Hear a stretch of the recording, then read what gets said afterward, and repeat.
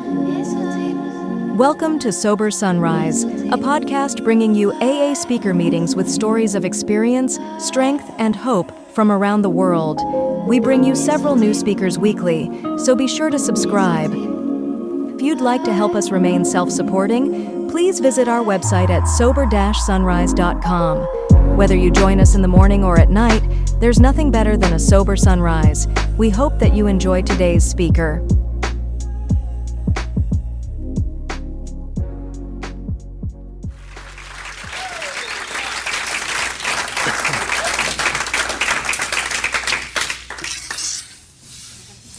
Hi everybody, my name is John Scott and I'm an alcoholic. Hi, John! I was watching that young lady do this morning. This is time for applause. I want to thank you folks for inviting me to this very special occasion, your birthday. And I got a group that I call a home group, just almost as crazy as you folks. A bunch of sick and retorted people there, and ain't none of you that wouldn't fit right in. So come see us anytime you want to. It's a recovery group in Billings, and they are a strange assortment of wonderful and wacky people. So if you feel like this group is doing it wrong, come over to our group and we'll straighten out. I want to thank Chad and the committee for asking me to show up here on this momentous occasion. I want to thank Mike and Jay for being prompt and meeting me at the airport. Well, they kind of met me at the airport, but anyway, they were there. I didn't have to walk, so that was good. And I've just had a great time. All kidding aside, this is the type of AA that I crave. It's a little phrase in the Big Book of Alcoholics Anonymous on the page 164. It says that God will show us how to create a fellowship that we crave. And boy, this is what I always wanted. I didn't know it. I'm the kind of guy who always knows what I want, but what I really want is not what I want. And when I get what I really, really want, it's not what I really wanted. And people would say, no, you don't want that, you want this over here. And I'd say, no, that's not what I want over there. I want this here. And I'd get this here. And this here just got me weirder and weirder and weirder. And finally I started doing what I didn't want to do, and I started getting everything I ever really wanted. And I didn't know that's what I wanted until I got here. And that's an amazing thing about Alcoholics Anonymous. I'm the kind of guy who knows. I don't know if there's anybody else in here who knows, but I know. I know things that are not true, and I will believe them until I die from it. I know that things are true, even though everybody all around me is saying, no, that's not the way to do it. And I go, yeah, it is. That's exactly the way I should do it. And that's how I got here, doing it exactly the way I thought I should do it every chance I got. So I don't want you to think I'm slow, but I'm a little slow. I've finally come to the conclusion after being here for quite some time. It's dawning on me. I'm not too swift. And it took me a year and a half of sitting in meetings of Alcoholics Anonymous. And one day I woke up and my God, I'm an alcoholic. Well, don't call me lightning for nothing, you know. I've been sober since December 19th, 1982, and for that,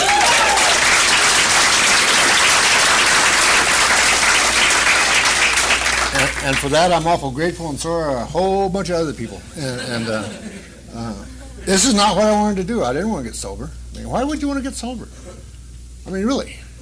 I mean, when I was out there drinking, I mean, that was kind of, I'd get relaxed. You know, you have a few drinks and you have a kind of a miserable day and you're tense and nervous and upset, and you go in there and you have a few drinks and it's just kind of come over you, you know, and you can kind of relax and begin to talk about things you absolutely have no clue in the world what you're talking about. It's okay. I had a brand new banker one time, and we got in an argument one night. He was at the Northern Hotel. I drank basically in two places. I drank in the Northern Hotel or the Keg Bar. The Northern Hotel was where all the ranchers and farmers and realtors and business people went and drank, kind of an upper class place. And I drank at the Keg Bar, where all the bikers and the wannabe has-beens and the ne'er-do-wells all drank. And I was comfortable at either place. It didn't matter. Usually I'd start out at the Northern, and then they'd kick me out of there, and I'd end up at the Keg.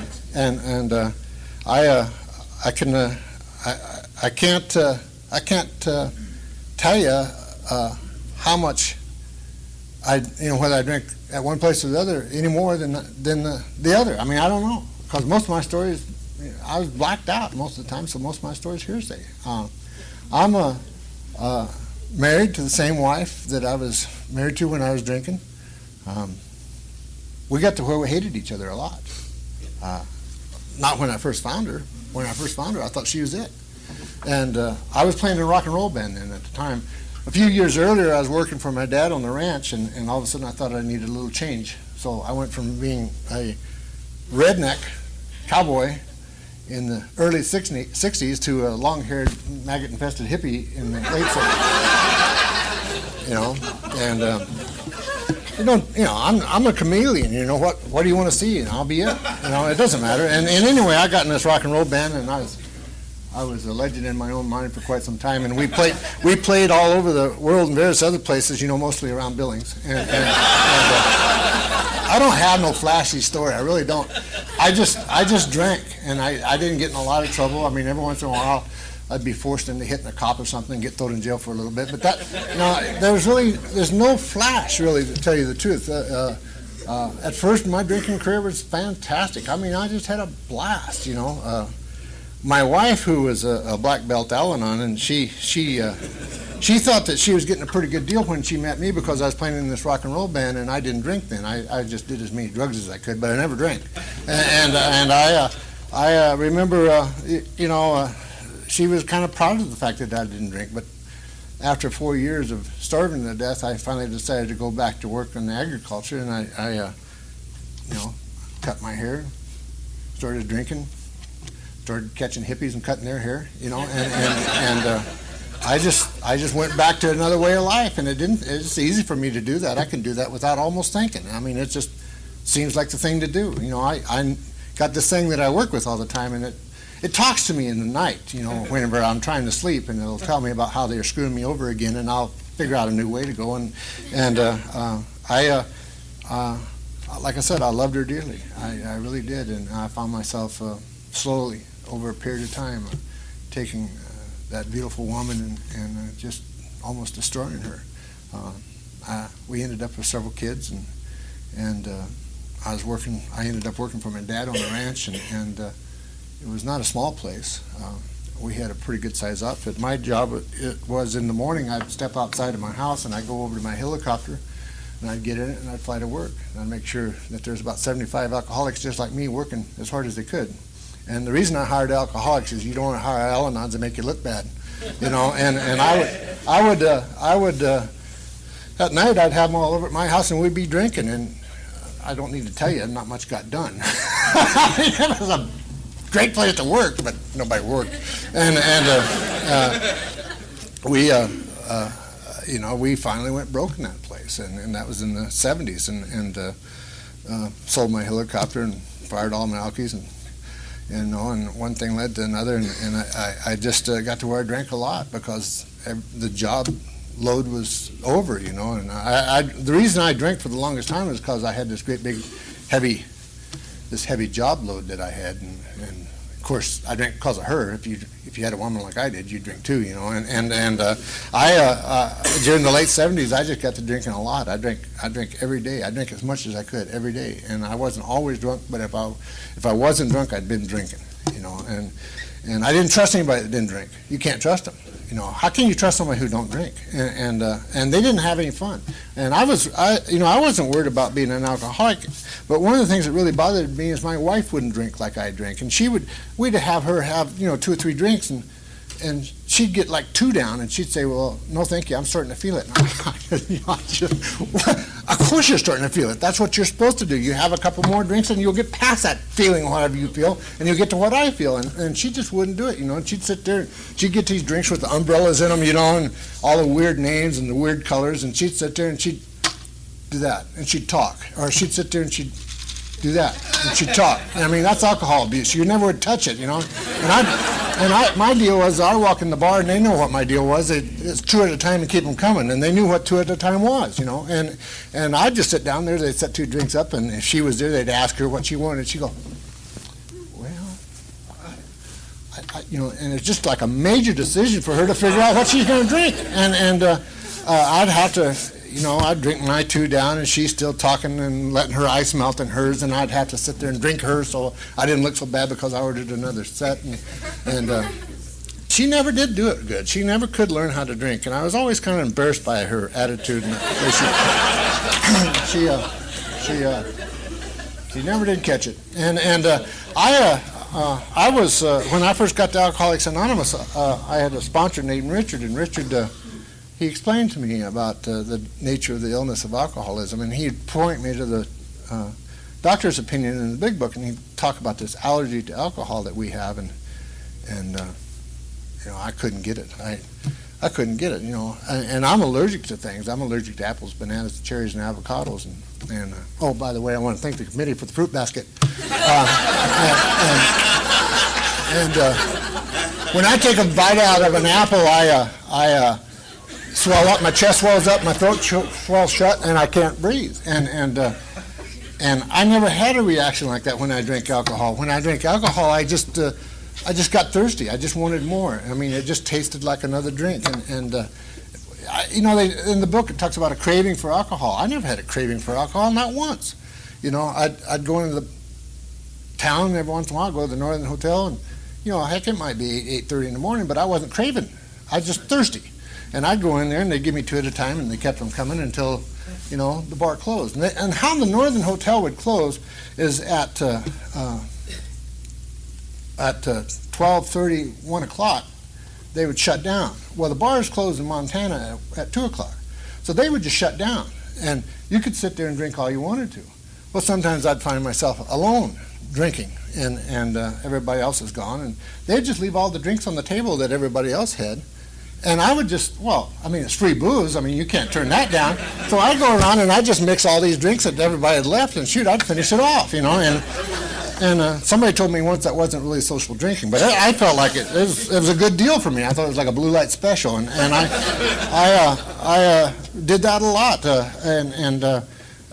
thing is that it finally got to where I couldn't do it anymore. I mean, I got to where my life was really getting turned upside down, and I had this imaginary thing going on. I always thought I was something special. I really did. I thought that I had some things going for me that other people didn't. I had this gray matter, my secret weapon, between my ears, and one of the things that I kind of knew that nobody else really knew was that I was just a hair above the average bear. I mean, I was just a little bit shorter than most, and because I was somebody, I mean, I had people fly me to Minneapolis and to Chicago, and bankers and lawyers, and feed me and wine me and dine me and that kind of stuff, and I just had this illusion about who and what I was, and the truth of the matter is it's all a lie. I believe lies. I love lies. You give me a guy who'll tell me the truth, or a crook, I'll believe the crook every time. You know why? Because I like him. Honest guy I can't hardly stand because he tells me the truth. Truth always for me was kind of like, it's just painful. I just don't want to hear it. And I got to Alcoholics Anonymous, and I had a lot of people tell me a lot of truths, and I didn't like it at all. And the truth of the matter was I was so desperate when I finally got here that I was willing to do some things that I've never been willing to do ever before in my entire life. And I said that my sobriety date was the 19th, but I got to always remember the 18th of December. I woke up in the basement of a house that I really didn't know where I was at, and I finally figured out where I was at, and me and this other guy who had been drinking for quite some time, I was a runner. I'd get drunk and I'd be gone for 2 or 3 weeks, and then I'd get sober for a little bit, and then I'd be gone for 2 or 3 weeks. And I mean a little bit, I'm talking about 24, 48 hours. I was never somebody who could stay sober for very long. I mean, why would you? And I ended up waking up that day, and I'd lost my pickup. I had a tendency to lose my pickup every once in a while, and it was stolen mostly. And I'd end up talking to this guy, and I says, listen, I can't do this anymore. I mean, I'm trying to figure out how to kill my wife and kids. And I really was, because it was their fault. It was their fault my life was upside down the way it was. I mean, I'd already decided that I had to kill myself. And I was kind of like Wayne was talking about, just couldn't quite get there, It just depended on what 5 minutes was. I had a mind of a newcomer, what 5 minutes it is, or 2 seconds. It's like, well, I need to kill her. Well, I need to kill myself, or what if I go to AA and it works? Well, what if I go to AA and it don't work? What happens if she stays? What happens if she leaves? My mind's just flipping back and forth just all the time, and I could never. It was really hard for me to stop this thinking that I had. And sometimes it used to be in the past that when I drank it would stop, but now it doesn't even stop anymore. And I found myself, drinking as much as I could, trying to shut that thing down a little bit. And what would happen is I'd drink like a fifth of whiskey or 2/5 of whiskey, and I would just be sober. And then the next time I drink like a can or 2 beers, and then I'd be so bombed out I couldn't even function, And so I had absolutely lost my control over the alcohol. And anyway, this morning we went and found my pickup, and there's a guy named Frank who'd been out at the feedlot where I worked out on the ranch, and he'd come several months earlier, about 6 months earlier. He'd come out to the ranch, and he wasn't drinking, and Frank and I drink. I mean, Frank drank like I drank, and we'd just get going, and the next thing you know, heck, it might be a week or two before we got back. And Frank said I was opinionated one night, and we argued about it all that night. And the next morning, I finally proved him wrong, And I ended up that night losing my pickup too, come to think of it. And the thing is that what happened is Frank shows up that night, 6 months before I got to Alcoholics Anonymous, and he wouldn't drink, and he would not have a drink with me. I said, what's wrong with you, Frank? How come you're not drinking? You always drink.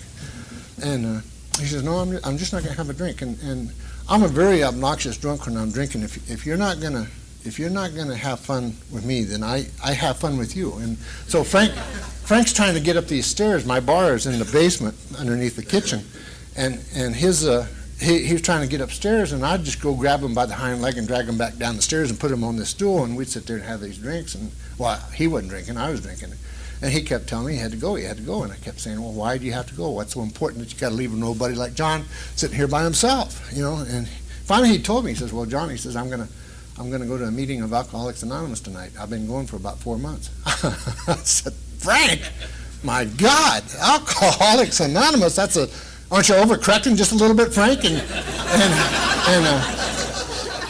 I says, geez, you drink just like I do. And he says, yeah, I know. And I said, my God, Frank. And then I got to thinking about it, and my life is upside down. I mean, I hated my wife, I hated my job, I hated everything. And I said to Frank, Frank, maybe I'll go to that meeting with you. He says, hell no. He says, you can't come to a meeting with me. I said, why not, Frank? He said, because Alcoholics Anonymous is for people who have quit drinking, and you're still drinking, obviously. When you want to quit, come see me. He says, come see me tomorrow. He says, I'll take you to a meeting tomorrow, but I'm not going to take you one tonight. And I can remember waking up that next morning going, oh my God, you know what I almost did? I almost went to A&A last night. Geez, this is getting freaky. I'm going to have to quit this stuff. I'm going to have to really start paying attention to what's going on here. So anyway, 6 months later, we're driving down the road, me and this other guy that I've been drinking with, and I told him, I says, we need to go see Frank. Frank's going to that Alcoholics Anonymous. And see, I know things that's not true, and I believe them. And I know that Alcoholics Anonymous is about how you learn how to drink sociably. So I was under the impression that that's what we was going to learn. We was going to learn how to go in there and just, drink like my wife drank. Have 1 or 2 drinks and then leave. And I was badly mistaken when I got here. You guys had other plans. But the thing was that I finally found Frank. He was working over at a feed store, and he was glad to see me. He was just so tickled. He had these 20 questions, these AA 20 questions, and he handed them to me and this other guy I was with, and says, here, read these. And we was reading them, and we was asking Frank if he'd take us to a meeting. And it was 8 o'clock in the morning, and we'd already gone out and got us a case of beer because we were thirsty. Whenever I drink a lot like that, I get thirsty, and the next morning I get nervous, and I need something to calm me down a little bit. And I'd already had 1 or 2 beers, and Frank says, no, I won't take you to a meeting.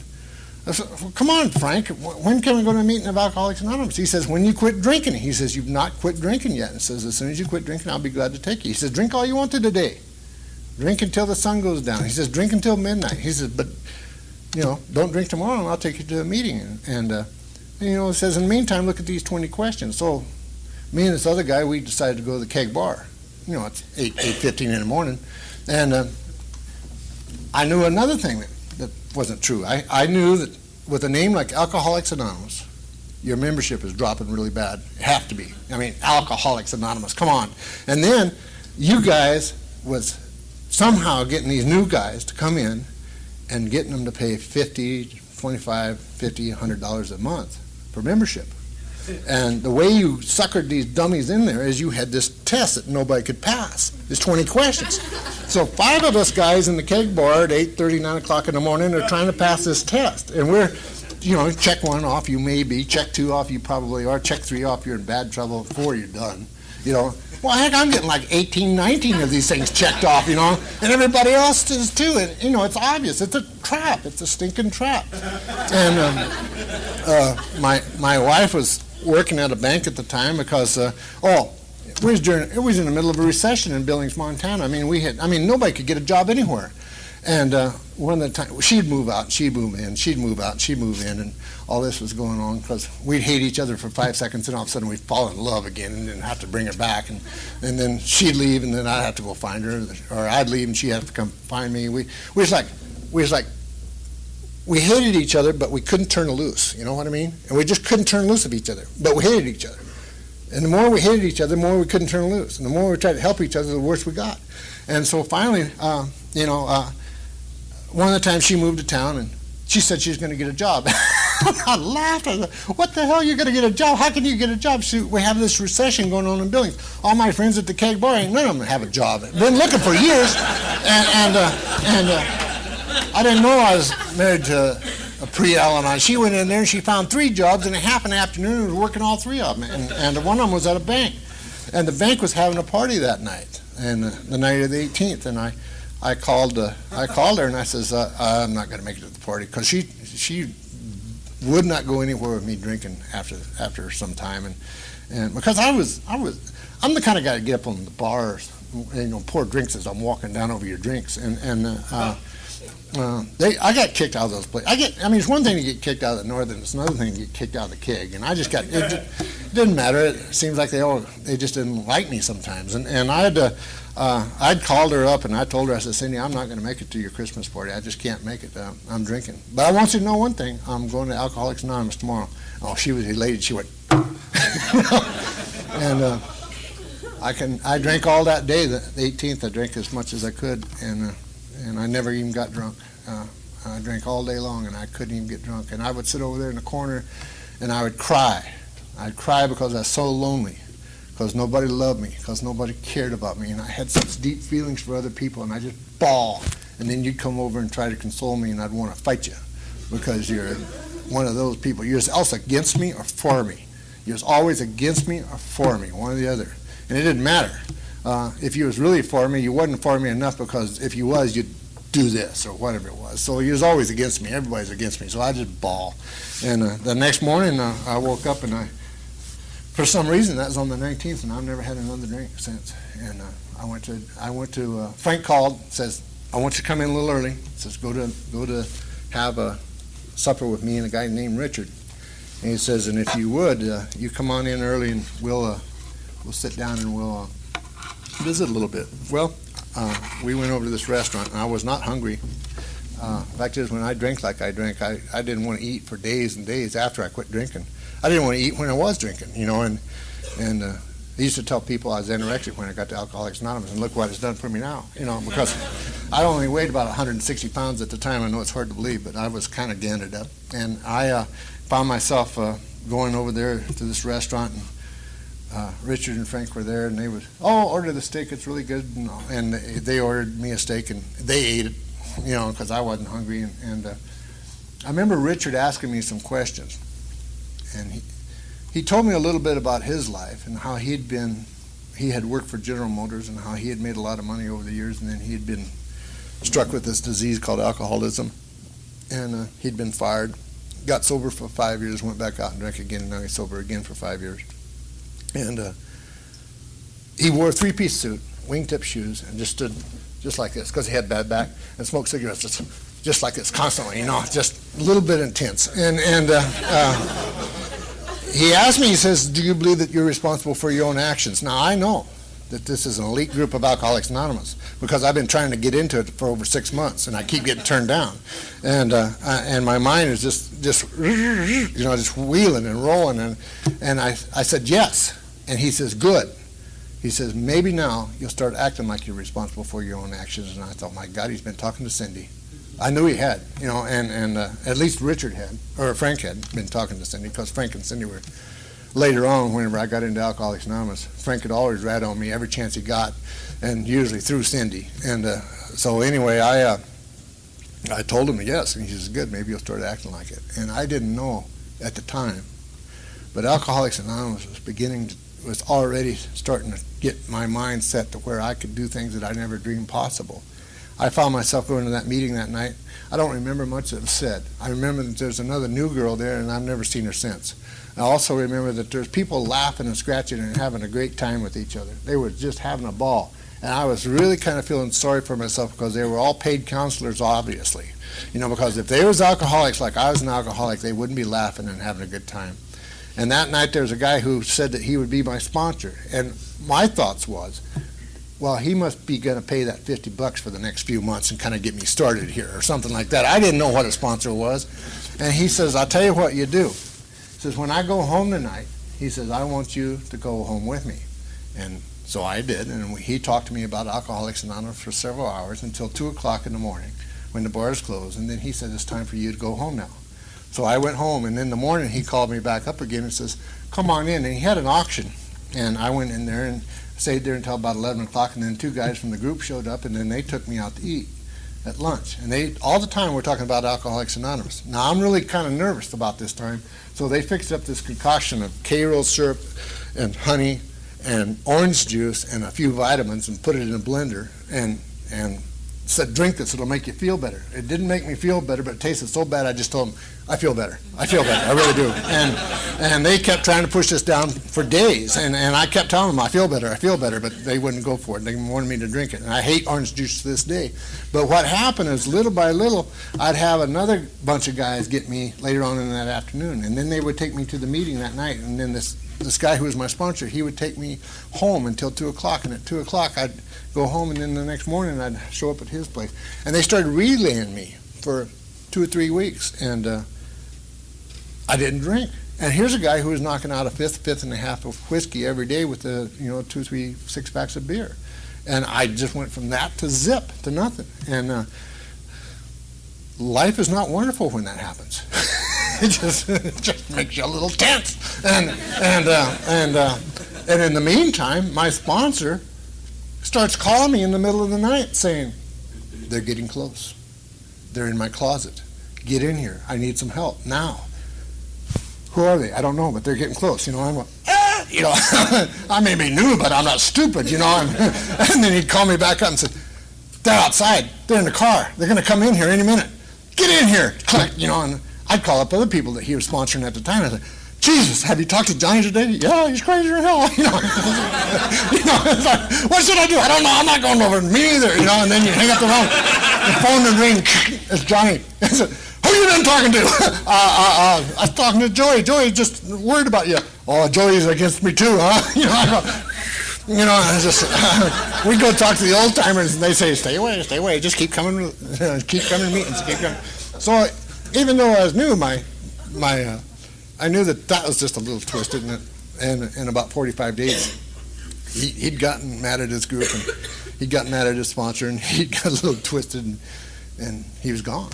So I thought, well, now I get a chance to ask somebody to be my sponsor. I've been kind of eyeing this little old blonde for the last couple of days, and I was kind of I'd come into a meeting. I was kind of walking across the hall or the room there, and this Richard intercepted me, and he says, I'm sorry to hear about your sponsor. I said, well, yeah.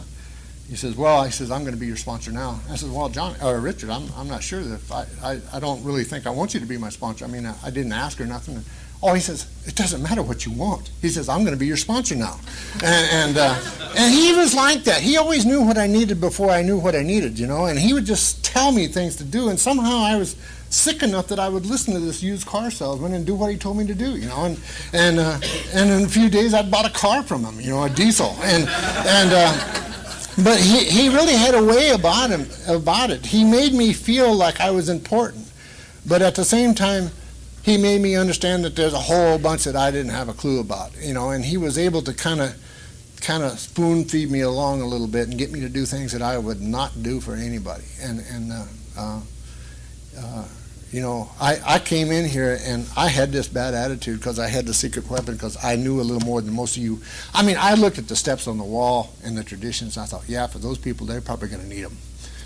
They're a pretty sick bunch, but I'll be all right. I looked at the steps and I thought, 3 weeks. 3 weeks I'll be out here. And, and here it is 18 years later, I'm still trying to get them. But the truth of the matter is what happened is little by little, I got sour after I got sober. I mean, sobriety to me wasn't, I found God in AA and everything. Sobriety was sucked. I hated sobriety. I mean, it was not what I really wanted. And at the same time, I knew that I couldn't drink because drinking scared me to death. Because when I drink, anything's possible. Anything is possible. I mean, I could get suicidal or homicidal, and I didn't want that either. And I was really in a trap because I didn't have sobriety, and I wasn't drinking. And there used to be an old guy named Nick, and Nick used to say, it'd be a shame for us to take away booze from an alcoholic and not give him something better. And I kept listening in these meetings where there's something better, and it never clicked. And I was a whiner. I would whine. I'd go up to the old timers and I'd tell them how bad she was, because she was treating me so badly, and she really was. I mean, it killed most of you, I guess. But the trouble is what happened is this bunch that I was with was a bunch of vicious old timers, and they wouldn't put up with this crap. And I remember one night, there's people in this group like Gerald. Gerald was a kind of a hillbilly type of guy from Warm Springs. That's the nut house in Montana. There's another guy, this guy named Nick. He was a little old guy who had been a counselor down in Denver. And there's another guy named Rotten Ralph, who was an attorney, and he earned a name. I mean, he got the name right. And there's a bunch of these old guys around there, that had 10, 15, 20 years, and they just wouldn't put up with much stuff. And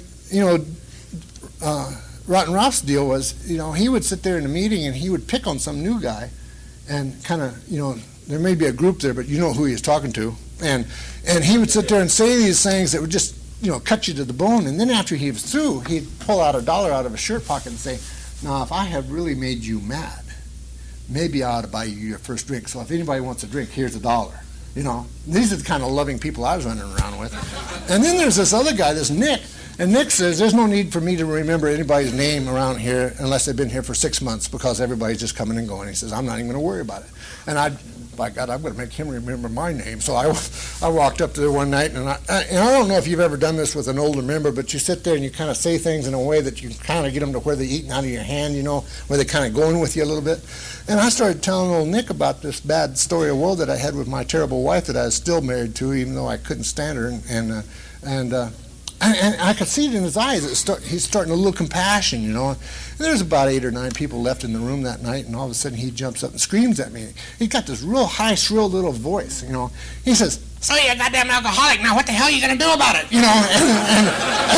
And it's like, just people are hearing this, old man badger me, and I get up and I get out, and I'm going to go outside. And to get outside, I got to go by this refrigerator in this hallway, and Nick has beat me to it. And he's over there, and he's got this little 3-finger push right in my chest, pushing me up against this refrigerator. He says, why don't you just get the hell out of here?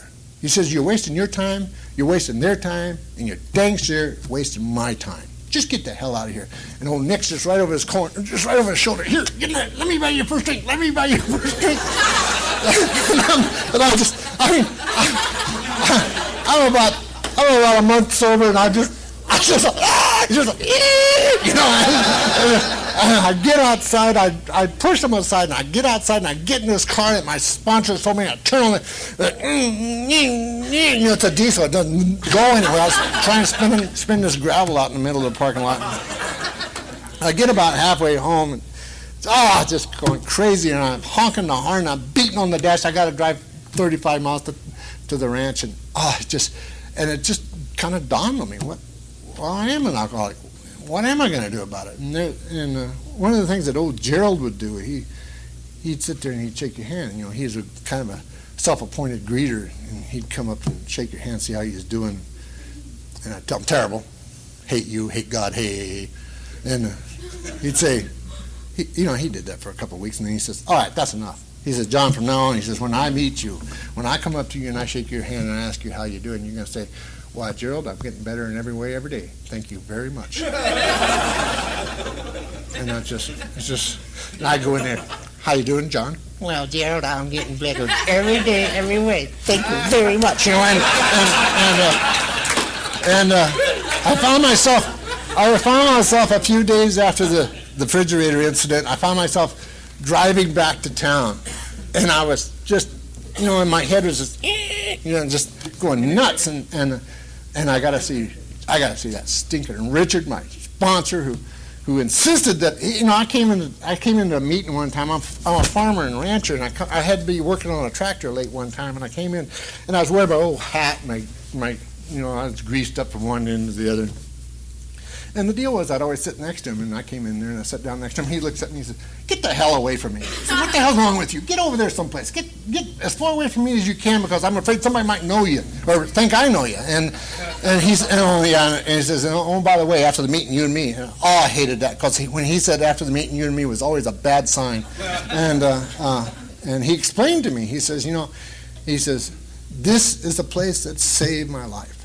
He says, "You need to start treating it like it might save your life." He says, "You start cleaning up to come in here." He says, "Because this is where people like you and I get better." And he says, "If you're not interested in doing that, then don't come." Don't come. That's a little tough. I kind of felt like they needed me by this point. And he explained to me right away that they didn't need me. I needed them. And he says, "You have so little respect for anything." He says, "Let's start here." So I explained to him how I was a farmer and I couldn't do it. Now, I always had these reasons I can't do something. He just told me, put a clean pair of clothes in the car and change them when I get there in the bathroom. I said, "Oh, well, I guess I could do that." So I figured that, there's got to be a reason why I can't do this, but he'd just always kill me on every idea. And one of my first ideas was about going to meetings every night. He says, "Well, how often did you drink?" I said, "Drink every night." "Where'd you drink?" "At the Northern or the Keg." He says, "Well, this is a better deal than that." He says, "Here you are. I'm only asking you to go to 4 meetings a week, and we're going to get you out early." So we can get you out by 11 o'clock, I guess. So anyway, the truth of the matter is I found myself driving back to the meeting one more time, and I'm thinking, well, I got to tell Gerald I'm getting better in every way, every day. Thank you very much, Gerald. And it dawned on me. I was, in spite of me. And all of a sudden, things started to change.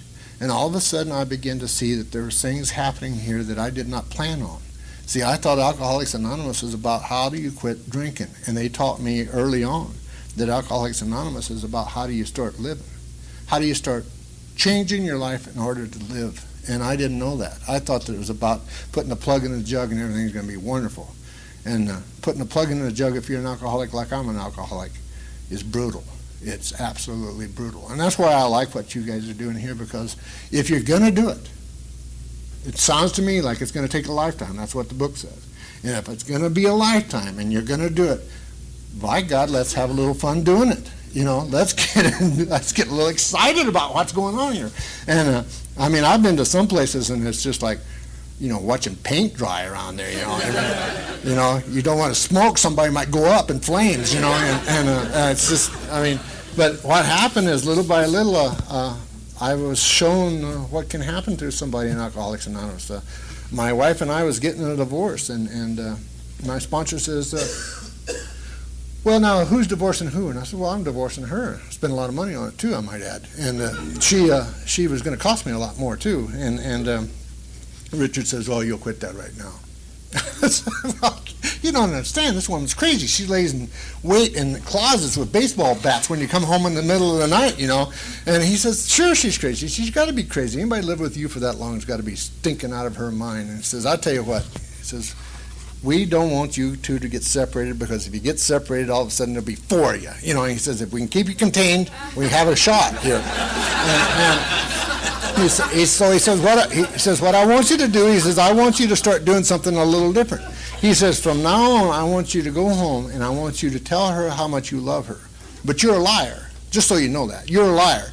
And he says, "And from now on, because you're a liar, after you tell her you love her, she's not going to believe a word you say, so you got to show her. And the way you show her is not what you're thinking. It's some other way. It's this. You pick up your underwear. You make or you do the laundry, or you make a meal, or you do something. You do something that is not expected of you. You maybe get her flowers occasionally. You may do, you know, maybe my deal, I just send her flowers all the time, not do nothing else. But the thing was is that he was trying to show me how I could treat her better. And he told me that I needed to tell her that I love her, and I knew this is an honesty program, and right off the bat, my sponsor is making me lie, and so I ended up doing it anyway, and the reason that I ended up doing it was because he told me, he says, "I'll tell you what, if you do it and you do it right," he said, "I'm going to tell you what's going to happen. It'll drive her crazy." And I said, "Oh, well, if it'll drive her crazy, I'll do it." You know, and so I remember going out there and telling her that I loved her, and of course I just drive her nuts, and she just void that right away, and then I'd do something nice for her. And I kept doing that day after day after day after day, and not much was happening until one day she came up to me and she said, "You're a dirty SOB, and here's why." And she had this little list, and she'd obviously taken my inventory. And she got down to the end, and I said, "Well, Cindy, that's really nice, but I said, you've left out a few items." And I just filled in a few more for her, and it's just like, you could just see it, there's something inside of her just went, you know, she just couldn't stand it anymore, and finally, you know, she started going to open AA meetings, and then finally she went to Al-Anon, and I wasn't changing much, but you could see it in her. She was changing a great deal, and after 2 years, my sponsor Richard, he left. Now, if you got the secret weapon like I do, 2 years of sobriety, I mean, that's kind of like a pinnacle. I mean, you don't get much more brighter than 2 years in AA, I'll tell you. And if you're 2 years sober, I remember thinking, well, I don't need a sponsor. I mean, I'll use the group. And for the next 2 years, I dang near died in Alcoholics Anonymous using the group. There's a little phrase in AA Comes of Age that Bill Wilson says. He says, "The good is the enemy of the best." And that's what happens to me in Alcoholics Anonymous. I'll settle for good, and I'll give up best. I'll settle for good, and I'll give up best, because the good is the enemy of the best. And I thought that I had done the deal. It was time for me to go out and carve out my empire out of the wilderness. You know, I went and bought a ranch, you know, with no visible means of support, and immediately the stock market and the wheat market and the land market and the machinery market, everything I just bought went. So I sat on the verge of bankruptcy for the next 2.5, 3 years, and that's exciting. And most of the time without a sponsor, because I had this, you know, and I knew, and as long as I know, I'll never learn nothing. And I ended up being suicidal at 3.5 years of sobriety, and I was worth more dead than I was alive. Now I got a crazy mind. And I want to tell you this story because this is probably, if you're new and you're thinking, well, I'll never get it, or if you're feeling sorry for yourself, this is how good my mind works. I'm sitting there one day, and I'd gone up to the bank. They wouldn't let us in the bank. They let us in this other place, the building that they leased across town, because they called that the Dyer Pin. That's where everybody who was going to get axed financially went. And so I was over at the Dyer Pin, and I was going up the elevator, and I was feeling sorry for myself because they was telling me every week that this week we're not going to do it, but next week we're going to foreclose on your house and your business and everything else. And that went on week after week after week after week forever. And I ended up, it dawned on me, I'm worth more dead than I am alive. I need to just wipe myself out. And I come down out of that building that day, and I'm thinking about going home and somehow killing myself. My wife and kids were gone. And I drove around the block, and there's this pretty girl just walked across the street. And all I thought about for the next 3 hours was this pretty girl. You know, I was, you know, just grabbed another gear and went on, you know. And it's like 3 hours later, what was I thinking about? Oh, yeah, suicide. You know, and I mean, that's just, but once I kind of begin to realize that that's the way my mind works, it's like I just don't take it so serious anymore, you know. And I found myself gradually getting a little better, and the reason for that, for the most part, I started to try to work the steps in a way, and I wasn't getting much help because I'm being sponsored by the group, and when you're being sponsored by the group, you don't want to ask anybody a real question because they might think you don't know, and you got to let them know that you know, because if you don't know, they'll say, well, you should do something. And I don't want to do nothing. I just want to make you think that I know. And I made a bad mistake one time. I ended up going to Intergroup because Intergroup wasn't answering their phone, their hotline like they should. and I knew how they should do it. And so I went over there to straighten them out, and then I come out being chairman of the intergroup. It was an accident. I didn't know it was election night. I really didn't. And I come out being the chairman of the intergroup, and the next thing you know, I got sent down to Dallas. And my wife had picked Benoit to be her sponsor, and she was going to Dallas the same weekend that I was. I'd met Jim and Benoit over at the Cornhusker Roundup several years earlier, and I ended up asking Jim to be my sponsor. And things changed. I mean, we started doing things that I'd never done before. You know, we started working out of the book. We started doing the steps the way the steps are supposed to be worked out of the book as far as I'm concerned, and got actively involved. I'd already started the group, that recovery group, but Jim just added a punch to it. And the next thing you know, I mean, it came to me, I had to come to a decision, else I was going to hang around AA or was I going to get in it. It's that simple. I'm going to have to do something here because I couldn't just hang around. I had to start doing something different. And I ended up getting that group started, and Jim began to be my sponsor, and we, just like you guys, we started shaking hands. We had greeters at the doors, and there's like other groups going, "You got greeters at the doors," you know.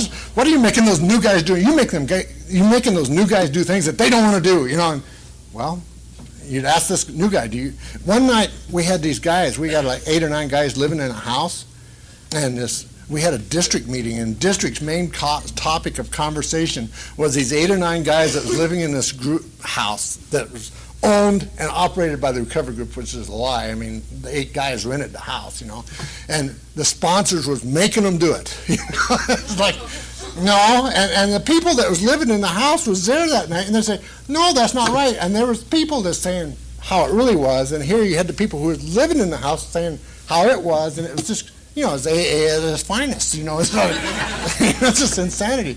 And finally what you have to do is just get to the point where you do what you know works, and it works. It works really well. I like activist AA. I love it because, you know, people get here and they get better. And at first you may not feel better, but you begin to act better, and it's like getting better in every way every day. The next thing you know, Gerald's deal works, you know. And so what happened is we got that little group started, and I've always been pretty fortunate. I sponsor several guys, and got that deal going on. I sponsored a bunch more.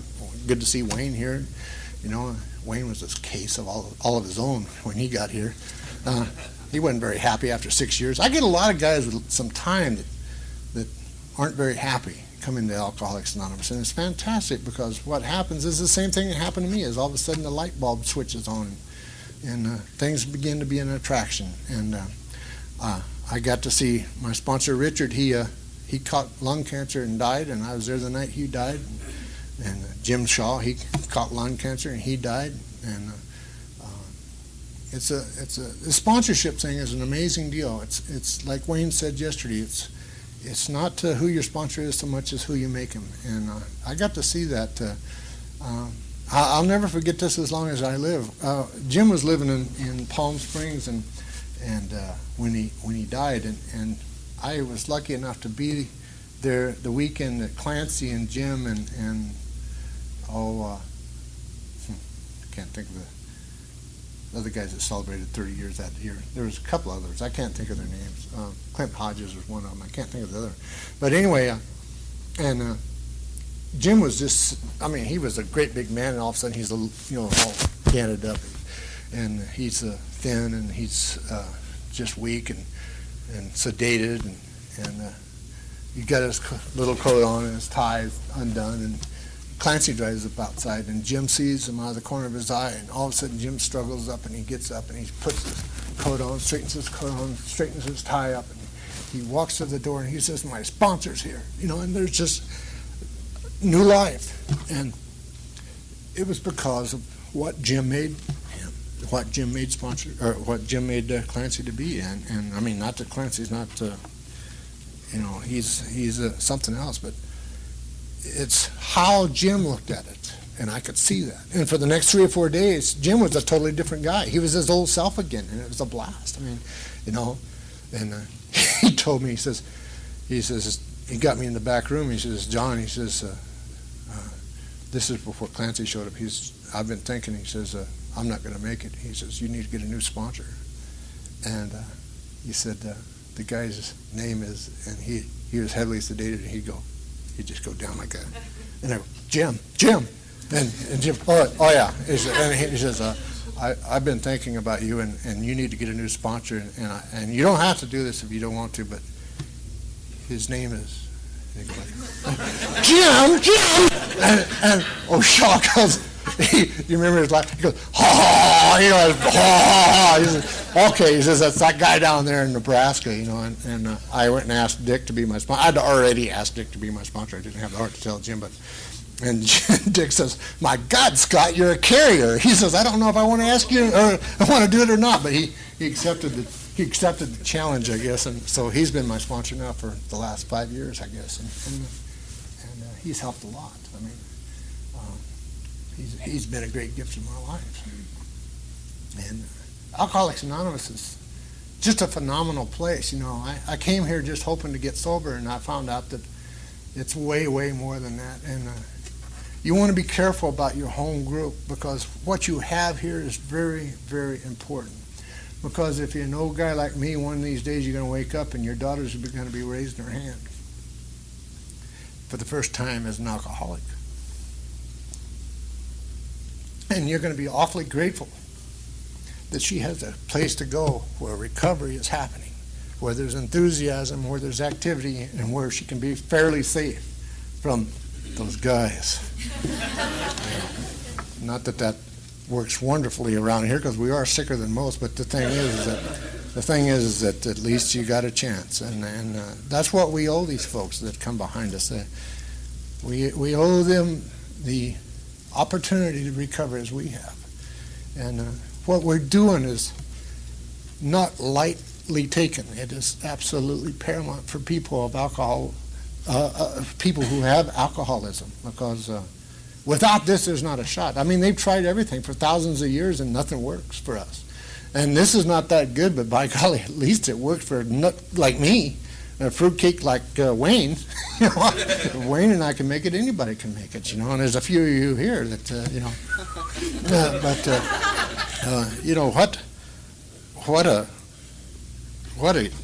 what a gift we have here. This thing called Alcoholics Anonymous.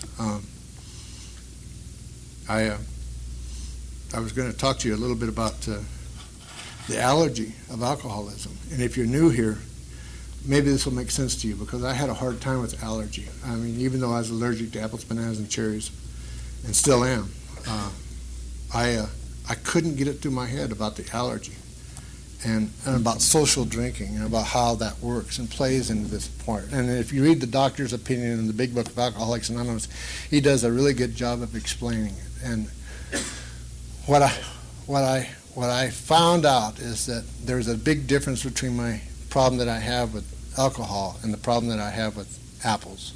And that is that I have never ever gone home mad and angry and upset and decided that I was going to go and buy myself about 6 apples. And when I get those 6 apples, I'm going to hide 2 in the trunk. I'm going to drink, or I'm going to eat 2 on the way home, and when I get home, I'm going to eat 2 out of them right in front of her. I just never have done that. That has never occurred to me. I have never had, whenever I went to my doctor with this problem that I have with apples, and I said, look, here's what's happening. The newest person in this room can tell me exactly what the doctor said. Don't do it anymore. I didn't even have to go to AA, Apples Anonymous. I didn't have to do that. All I did was I quit. I just quit. I have never woke up in the middle of the night thinking, my God, I need an apple. I have never sat there at supper and I've looked across the table and saw people with fruit salad going with a tear in my eye. I could have had some of that if I wasn't allergic to apples. I have never done that. It never even crosses my mind. But with alcohol, it's a totally different story, ain't it? I sit there and I look across the room and I see those people over there drinking that wine. And I go, I could have some of that if I wasn't an alcoholic, and I'd sit there and I'd look at those people and I'd just get, wave after wave after wave of self-pity comes over me. And I kind of like self-pity a little bit at first, And what I found out was that if I think just a little bit, if I use my head just a little bit, I hate wine. I always hated wine. My deal is give me some whiskey. Give me some good whiskey, and 2 at a time and keep them coming, please. And why would you have a sip of wine? Why would you want to have a sip of wine? or 2 sips or a glass or 2 glasses. I had friends that had 4 or 5 beers in their refrigerator, and I would not go to their house because that's all they had. Why would you bother with 2 or 3 beers? See, I'm an alcoholic of the hopeless variety. I'm a guy who, once I start to drink, I cannot quit. And when I start drinking, I run everybody away from me just as hard and as fast as I can. I can't hold a job. I can't hold a family. I can't love kids. I hated my kids when I was drinking. I couldn't stand them. I told you I loved them. I tried to act like I loved them, but if you was looking at me from the outside, you would know beyond a shadow of a doubt that I didn't love them, because my actions showed everybody that I absolutely despised them, because they were slowing me down, just like she was slowing me down, just like my work was slowing me down. And if you was a friend of mine and you couldn't keep up, you was slowing me down. And I didn't have no friends. Why would you? I just didn't have friends. I had people that I drank with. That's what I had. And and I'll sit there with a tear in my eye and look over there and see those people having that wine, and I'll think, my God, why can't I have a drink of wine? And I have to think past that. I have to think on. I have to think on past that first drink and see where it takes me, because I know where it's going to take me. It's taking me to the same place it's always going to take me. I was telling somebody right before the meeting got started, my old sponsor, Richard, used to say, let's just stay in here and be real stupid. Let's stay in here and be real stupid. We'll let them smart guys go out there into that research and development department of Alcoholics Anonymous, and we'll see how they come back. And they always, it's like we say in our home group, our scouts always come back with arrows in their butts, So I imagine your scouts are probably the same way. A few of you have scouted yourself. But the thing is that this has been an absolute phenomenal gift to me and my family and the people around me. My mom is, my family, my immediate family, my mom and my dad have always supported me in Alcoholics Anonymous. My mom one time, she says, I'm so thankful that you quit drinking. And I said, well, she said, do you remember the time that I drove up to the mailbox? Because I didn't answer the mail. I don't know if, when you was new, if you answered the mail too well. I just hated mail because they was always wanting money, and I didn't want to answer the phone, and I didn't want to answer the door. But my mailbox was down the road in front of my mom's house. So I'd have to drive down there to get this mail. And so I went down there one time after I'd been gone for about a week, and Cindy had been gone for about a month, I think. And we were not going to the same places, different places. And she said, I said, Mom, I don't know, somebody broke into my house and they stole all my guns. And she says, well, my dad, or your dad and I have taken all your guns. And I said, well, why? She said, well, we're afraid that you're going to kill somebody. I said, Mom, if I'm going to kill somebody, this is what I'm going to do. It's right here. And I could just remember that look of despair over her face, and just, and they tried so hard to do something for me, but they didn't know what to do. They didn't know they didn't know what was going on. They thought I was crazy. I was hoping I was crazy. If I'm insane, I can go to the nut house for a while. They'll give me some downers or uppers or whatever they give you that makes you feel good for the next couple of days. And after I get out of that place, I can drink. But if I'm an alcoholic, and I admit that I'm a real alcoholic of the hopeless variety, then I have a solution in my life, and I don't want that solution, because the solution is you don't drink. And if you want to stay sober and enjoy life, then not only do you not drink, but you go to Alcoholics Anonymous. And I finally, through years of resistance, I finally got to the place where I found out it's always better for me to go to meetings, because tomorrow I'm going to feel just a little bit better. Just the opposite of drinking. Whenever I was drinking, I knew that tomorrow was just going to be a little bit worse. And now when I go to AA every night, I know that tomorrow's going to be a little bit better. I found myself here in January. I had a bad motorcycle wreck a couple of years ago. I was running some cattle and just wiped out, dang near killed myself. And ever since, in about every 6 months, I get this physical and trying to piece me back together again. And in January, we found that I had cancer. And, well, that'll get your attention, I'll tell you what. Right now, you think you're living in you're thinking you're living one day at a time. Try that on for size. You're with a mind like me, the guy says, bring your wife. So I brought my wife. I knew it was bad when he says bring your wife. They don't say bring your wife, it's good. And so I brought my wife, and we sat down there. And what I heard him say was that you're dying of cancer, and you're probably not going to make it more than about 45 minutes. That's what I heard. I walked home. I went down and got in the car, and I said, well, I guess I'm not long for this life. And she says, what? I said, well, I'm dying. I got cancer. I'm dying. And she says, that's not what he said. He said, you'd probably be all right if we do this and this and this. And well, he was just giving it a little at a time, you know, or whatever. But anyway, we had it in February. I had an operation, and I'm just now getting over it, and I'm amazed that I was able to talk this long without having to run to the bathroom, and because my plumbing ain't quite right yet. But it's probably more than most of you really wanted to know. But you know, the thing was is I had letters and cards and calls from one end of this country to the other. I mean, I really did. It was amazing. I mean, it's absolutely, truly amazing. I had Cindy sponsors a bunch of them sick L99s, and they were bringing me food every day to make sure I didn't gain up. You know, they was afraid I'd lose weight. I just got fatter, and you know what? You know, they just treated me right. And the people that I sponsor, they come by and give me meetings, and they took me around to different places when I couldn't drive, and well, I just that's cool stuff. That's cool stuff. My sponsor called me every day. That was different, and wanted to know how I was doing. And I mean, he just choked me up when he do that. My kids wanted to know how I was doing. My wife was there loving me. My mom and dad come up from Texas, and they took care of me. My wife was working for H&R Block. I picked a great time to go down, you know, and you know, and it's just wave after wave of gifts from you guys, gifts from the program of Alcoholics Anonymous. This is from a guy who can't hold a job, who hates his wife and kids, who can't stand his wife, who wants to get rid of her. Her family just absolutely just drove them to the edge of the earth, and I didn't have any friends. I mean, this is who I am now. Now, you can call it anything you want to, but I'm going to call it the power of the program of Alcoholics Anonymous.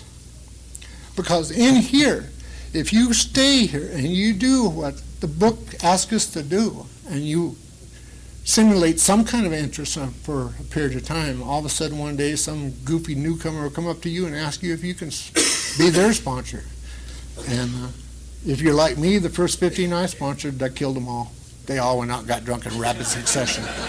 And finally, well, I was going to be kind. I wasn't going to be cruel like my sponsor. I was going to, you know, try to help them do the 4-step and all that stuff. And finally, this guy comes up and asks me to be a sponsor, and I told him no. I told him no. Now, my sponsor, Richard, had already been gone. And all I could hear in my head was the answer to any request was always yes, and I knew it was a yes. And I walked out the door, and I turned around and right here, and I said, yeah, I'll be your sponsor, but by God, these are the things you're going to do, blah, blah, blah, blah, blah, blah. He says, okay. And he's still sober today. Now, I don't know. I try to run them off, and they stay sober. And I try to love them, and they go get drunk or something. I don't know what the heck. It's a crazy place, this thing we're in, this Alcoholics Anonymous. And it needs to be, because look at who's around. You know, look at who you sit next to if you don't think that. There's some great gifts that we have here, and I think the biggest gift that we have is the message that we get, and we need to share the message. We need to give it as fast and as hard as anybody will take it. The young ones, it's good to see all the young people here, because I tell you what, when I was about well, I wasn't even as young as most of you guys. I still drink it, but whenever I was in my 30s, I mean, I would take this message of Alcoholics Anonymous as I interpreted Gospel according to John, and I'd sit there and say, "This is what's supposed to be going down," and I just kind of spoon feed it to them, you know, until their eyes roll around in their head, and they finally, okay, I got it, just anything to shut me up, but to finally get to the place where you find out that you don't know is a great place to be. To find out that I can truly live one day at a time. To be in the here and the now is a special place to be. You know, I was always so intimidated by my past about how it should have been, or I mean, you know, about the guilt and self-pity and remorse that seems to hang back there. And then I'd go back there for a while, and then I'd live in the future about how I'm going to go broke tomorrow, how she's going to leave me tomorrow, how those kids are going to be tomorrow. And you don't have much relief at either of those places in the past or the future, either one of them. because God doesn't live in either one of those. Where God lives is right here, right now. He's right here, right now. And if I can bring my head, like my sponsor used to say, bring my head where my butt is. My butt is in the right here and the right now. And if I can bring my head where my butt is, all of a sudden I'm in God's time. And when I'm in God's time, there's nothing that can go wrong. There's nothing that can go wrong. It's as good as it gets. And that's one of the things, that's the biggest gift that I've ever received here, is being able to live one day at a time. Being able to be in the here and the now. Especially in the last several months. I mean, it's been absolutely critical for me to live in the here and the now. And I just want to tell you guys, thank you again for letting me be a part of your deal. It's absolutely a phenomenal thing that's happening here. And it's fragile. And don't think it's not. Because all you got to do is quit doing what you're doing. And if you've got a mind like mine, it'll convince you that this is the wrong thing to be doing. My sister, one time, I'm going to tell you one more story and I'm going to shut up. My sister had a store a few years ago, if you don't think this thinking is fragile. And she asked me to help her run it, or I volunteered, I can't remember which. It's hard to tell. And the store was kind of going bad, it was going downhill. When I got a hold of it, it went downhill like that. And I was sponsoring this guy, and he was a rich guy. He had lots of money, and he would spend his winters in Central America and had a little place down there. I always had in my head, I'm going to sponsor the guy, and he'll take me down there for winter vacation. And I sponsored him for about 3 weeks, and he called me up one day and says, I'm not going to do what you do anymore because you guys are overcorrecting. You're doing too much. And he was a heck of a salesman. And he started explaining to me in a way that I could even hear about how we were doing too much here. And I kind of and I hung up the phone, and I got to thinking about it. It just rolled around in my head all day long like it will, and I had told my sister, early after that, I talked to her, and I told her, I says, I'll tell you what, I'll pick you up for lunch today, and I'll take you out, because she was depressed. I mean, she was depressed.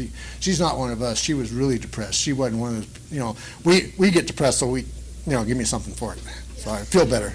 And she was absolutely over the top. I mean, she was lifeless, and she hadn't laughed in days and weeks and months. And I picked her up, and I took her out, and I said, Maggie, I was talking to this guy this morning, and he just made so much sense. And I think the truth of the matter is I really wasn't that bad. I don't think I drank that bad. If anybody went through the stuff that I went through during that period of time, they'd have acted probably like I acted. And right there at the end, I said, I just kind of got, I was weak, and they got a hold of me and made me go into AA, And she started laughing. She hadn't laughed in months, and she started laughing. She got laughing so hard, she started yelling at me to get to the filling station so she can run in the bathroom, And she's just down. I mean, she's just down laughing, and I can't figure out what's wrong. And she goes in there, and she comes back out, and she's still laughing. And finally she calms down and says, what in the hell is wrong with you? And she says, you don't remember, do you? You are a crazy SOB. You're just crazier than I thought you was, aren't you? I said, what are you talking about? She says, you don't remember, do you? Every single day for the last 4 years, you drank, and you drank as much as anybody. We were so afraid that you was going to kill somebody or kill yourself. And you sit down, and you don't think you was that bad? My God, what does it take? And I guess I'll go to a meeting tonight,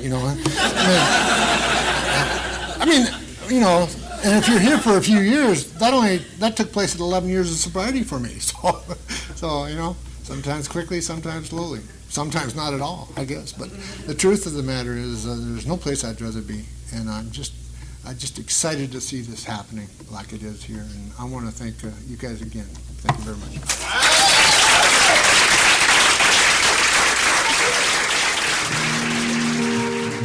Thank you for listening to Sober Sunrise. If you enjoyed today's episode, please give it a thumbs up, as it will help share the message. Until next time, have a great day.